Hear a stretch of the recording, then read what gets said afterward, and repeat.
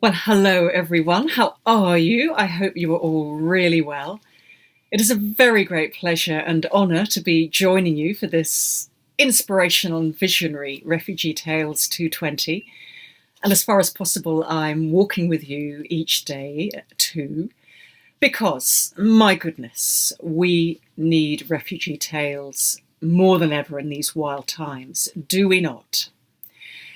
It is my hope that the dislocation and uncertainty that we are all feeling and our shared desire for mental refuge will have given us more empathy with those among us who urgently require physical refuge and who have more to deal with mentally than simply COVID-19, very serious though that is.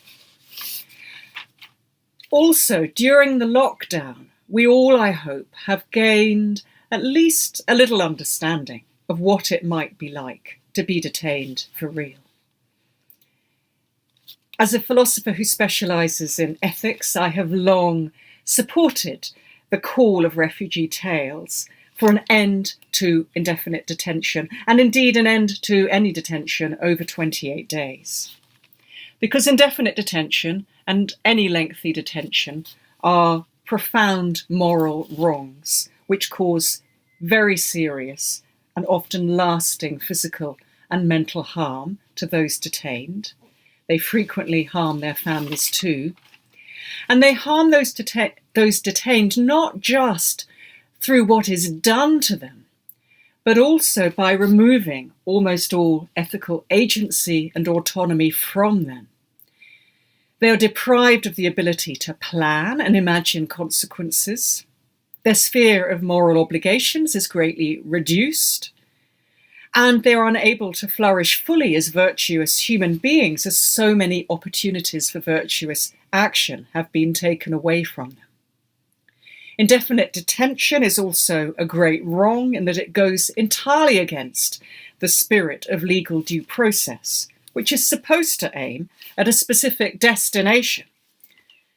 For all these reasons, I have always strongly supported and continue strongly to support Refugee Tales in their clarion cry for a maximum of 28 days detention. But this year, 220, a year of profound crisis and change in so many respects, Refugee Tales are going further. They are issuing a bold call to us to imagine a future without detention at all. It is a hopeful vision of immediate attraction and power in these dark times. But is it practical or even entirely ethical? Can I follow Refugee Tales in this? Let's start by thinking through the possible conditions that would need to underpin a world without detention. If there were no refugees or asylum seekers at all, then the issue would not arise. But this seems impossible. Because not only would this require a world without persecution on the grounds of political, religious, or philosophical, for example, humanist belief, on the grounds of sexual orientation, but it would require a world without famine, without plague, without natural disasters. Sadly, given climate change, given political turmoil and the pandemic, I think there will be even more refugees in the future. And this is a point I shall return to at the end. There would also be no detention if there were no borders. But again, I do not think this is practical or possibly even ethical. It might lead to just one world ruler, for example.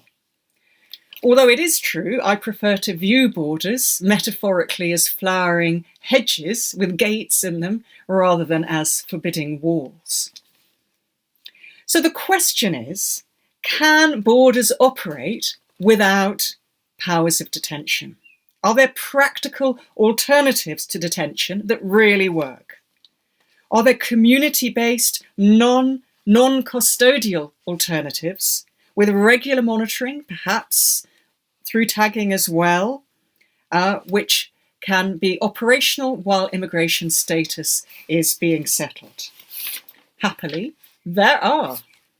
On its website, the International Detention Coalition cites over 250 examples from 60 countries of alternatives which appear to offer more of what the Home Office wants, in a more humane way, and at less cost.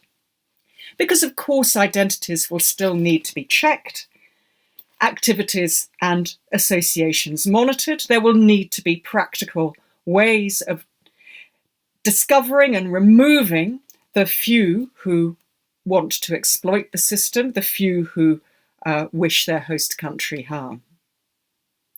Without such practical alternatives, we will be accused of naivety, of being utopian dreamers. We might risk losing the support of those politicians and other influencers whom we have already won round.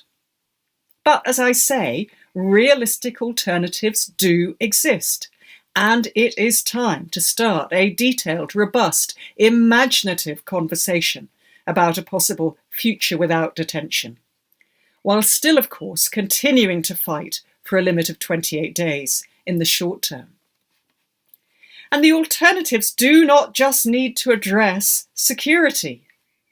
It is vital that the stories of refugees and asylum seekers are told and heard, both for the well-being of the teller and of the hearer.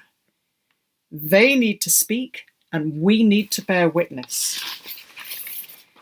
This is why the work of Refugee Tales must always continue, even if it comes about that detention centres are no more.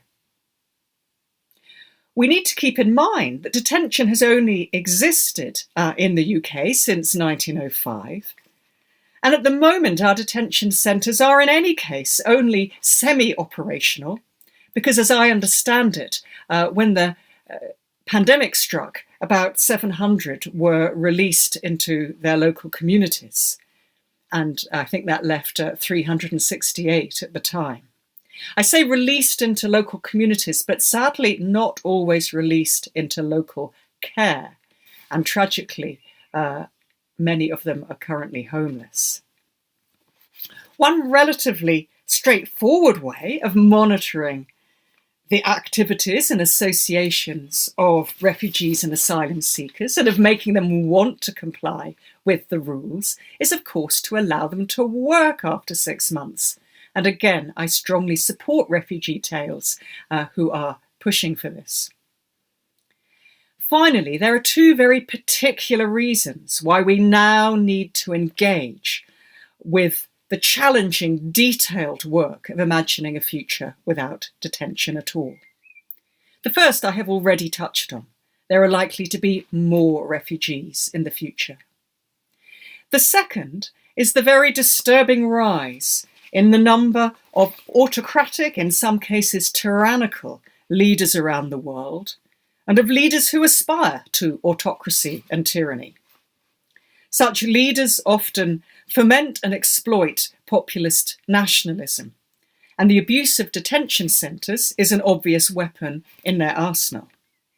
Those of us who want to fight the rise of nationalism and the concomitant rise in unaccountable despotism therefore need to think of practical alternatives to detention. And again, it won't be easy. The alternatives must not play into the hands of nationalists and racists, but that is no excuse not to try. This truly is a critical point in our global history. For all the reasons I have given, I still continue to support the fight for an end to the moral horror of indefinite detention, and I continue to fight for a limit of 28 days. But I have now also made up my mind about Refugee Tales 220 and its bold new project. I hereby accept the call to try to imagine a future without detention, and I urge you all to do the same. Thank you so much, and enjoy Refugee Tales 220 online. Enjoy the walking, and I do hope that the next time we meet, it will be in person. Thank you.